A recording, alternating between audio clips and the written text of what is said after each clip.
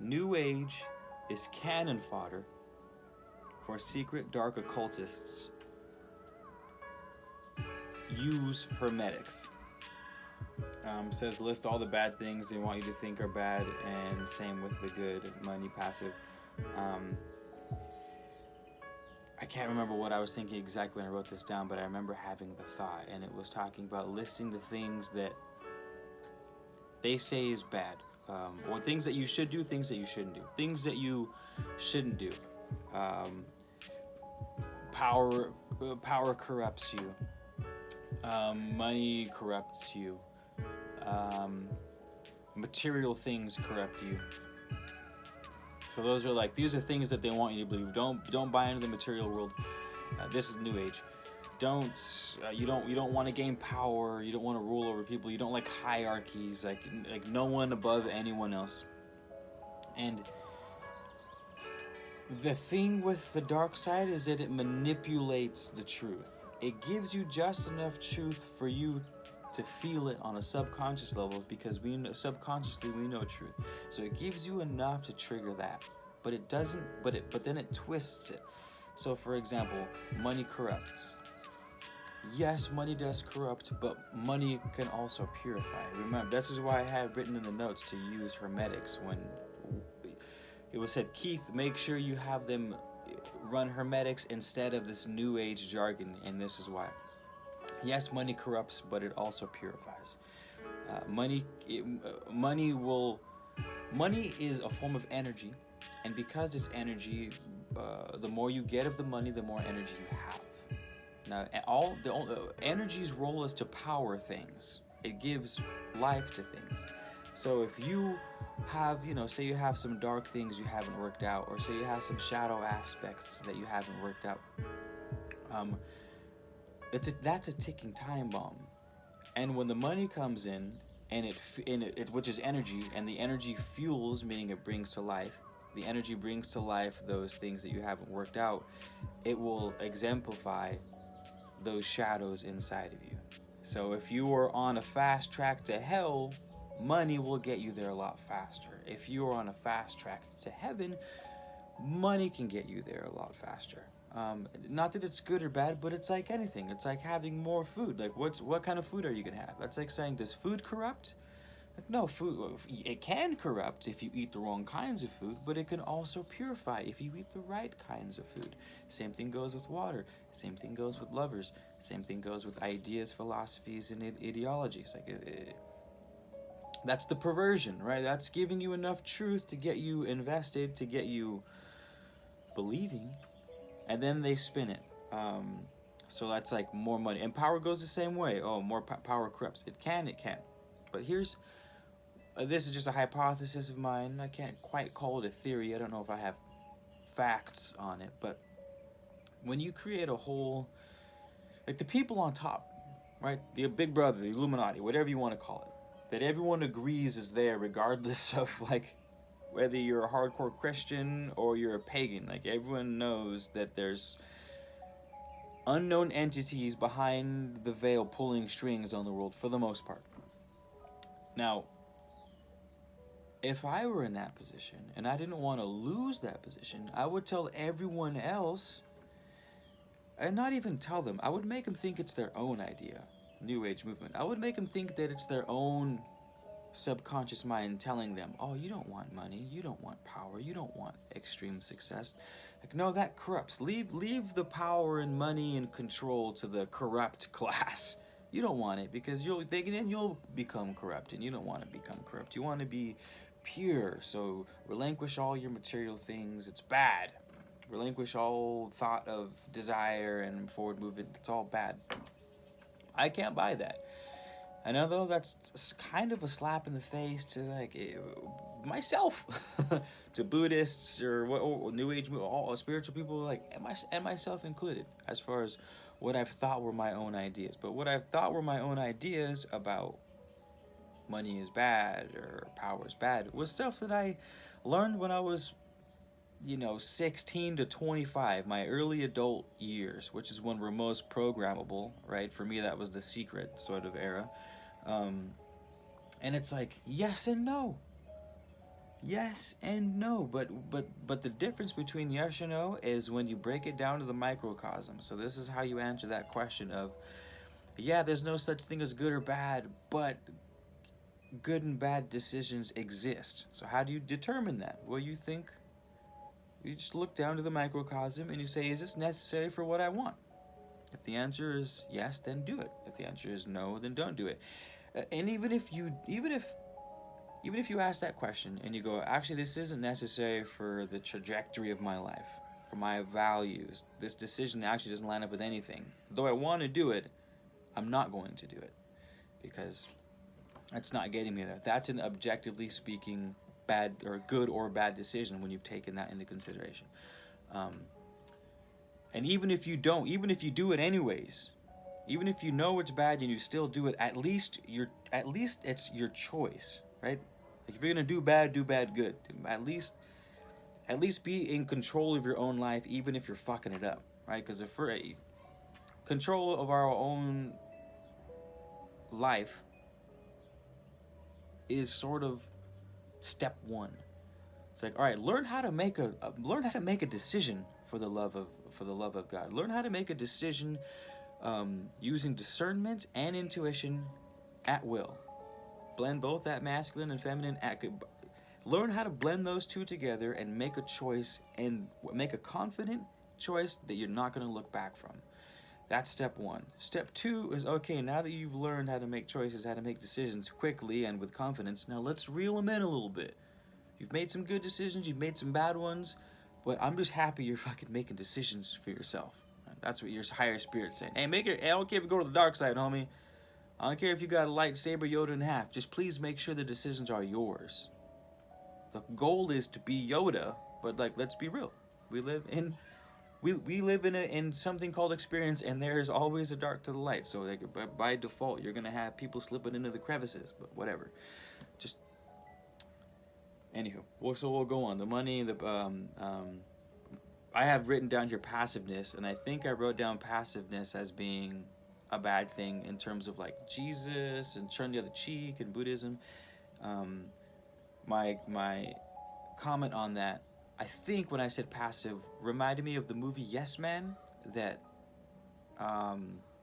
Jim Carrey, who's like the new Terrence McKenna as far as Hollywood's concerned, and grew the beard and is talking about DMT and like talk about covert operations by Hollywood. Use one of their own to like pretend to be one of us. They tell you plain and simple they're actors and they're acting, but we still like, I still see these memes going around with super spiritual quotes, and it's Jim Carrey's face. It's like, I get Jim Carrey might have been something at some point, but get out of here, bro. Like, I'm not buying it, Jim. You may have been on our side at one point, Jim, but I don't think you are anymore. Anywho, that movie Yes Man, where it was like, oh, just say yes to everything. Who you don't know anything could happen, but just be completely open, utterly open, no matter what it is. Just say yes. And they had Jim, our favorite, The Mask. Like, who doesn't love Jim Carrey? He's so funny, and Pet Detective, and he's just like so charismatic, the most charismatic, debatably. I love that guy. But he's over here, yes, man, say yes to everything, regardless if it's against your goals or against something that you really want out of life, or it's against your own value. Like, there's no distinguishing in that movie, Yes Man. And it might be like, okay, Keith, relax, it's just a movie, but it's not just a movie. Like, you guys understand that, right? That these aren't just movies. I hope you understand that.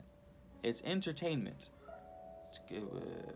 They're capturing your mind, your attention. Your attention is what brings forth. I remember at the beginning of this video I talked about energy brings life. Energy, another definition of energy is attention and focus. You have the split theory where you look at a molecule, and if you're looking at it, it's a solid, and if you look away, it's a waveform. So basically, if you're not looking, it's potential. If you look at it, it's now a thing. Like Grand Theft Auto, your world manifests around you, but it's black on the rest of the screen. Not until your character goes into that section of the map does the computer digitize the map around you. That's what theoretical physicists are saying is a good possibility that our reality is. So the movies, the yes man, the too much weight on the passiveness is dangerous, because that's how you become controlled, is when you become too passive, when you say yes to anything, when you don't have, when you can't determine good or bad for yourself, so you have to either leave the decision to other people, the authorities, or when you have to or when you think it's your own decision, which is the sneakiest, by the movies you watch and the books you watch and the celebrities that you follow, from every section sort of giving the same message, and after a while you start repeating that message as if it were your own. And I see this all the time on YouTube. Like I see an ungodly amount, myself included, first and foremost, of YouTubers specifically. It's I just watch a lot of YouTube, so maybe it's everywhere, but of really, really young people that talk with such conviction about phrases. Let me see if I can say this without being like as biased as possible. They parrot phrases in the New Age community, like law of attraction, or doesn't matter what decision you make, like you're always where you're supposed to be, and they say it with such conviction. But it's like, to me, like, okay, I understand that one maybe a small percent of the YouTubers or the people in general that parrot phrases, they say them as if they were their own ideas, and they're not. Like if you repeat 2 or 3 phrases in the same paragraph verbatim that 1,000 other people verbatim have repeated, that's not an original thought. It's everyone hearing the same thing and believing in their heart that it's true because they've heard it for so many times, that when they speak it with that same conviction of belief in it. But it's not an experience. It's a belief, and there's 2 huge differences between a belief and an experience. Like, even if the phrase that you're saying, that you're repeating, is true, if you're objectively speaking, it still lacks something without the experience. And so I guess what that tells me is that, myself included, there's a lot of people out here thinking that their own thoughts are theirs, and they believe them so much that to be told that they're wrong, it says that you as an entity, to a degree, are wrong. Like, you at your deepest core are wrong, because we associate ourselves with our beliefs. So if we believe in something that we believe is us, and we've believed it for so long, and we've latched on, and we've preached our lives so long, that to be met with the contrary causes this sort of cognitive dissonance that we can't handle. And that's when Agent Smith comes out, and like we lose ourselves to the program, and the program goes, no, you're wrong, this is the way things are, I don't care what facts you present, I don't care what real life experiences you present, you are wrong and I'm right, because to say I'm wrong is to say that my existence is wrong. And that's deep when you think about it. Not my shoes are wrong, or my hair color is wrong, or my weight is wrong, like, not, or my style is wrong, but like my core, my soul is wrong. That's hard to break away from. And that's why people have such anyway, I'm going the wrong direction. What I mean to say is, ooh, it's tough, but I don't want to say don't listen to the media ever, because books are media, are a type of media, and there's good and bad books. Film documentaries are a type of media, but there's good and bad ones. So I don't want to say stay away from media, or like don't listen to what people have to say. Like, listen to what people have to say, but just be discerning. And that's why that's why I mentioned Hermeticism. So far, like, I've done a lot of research, guys.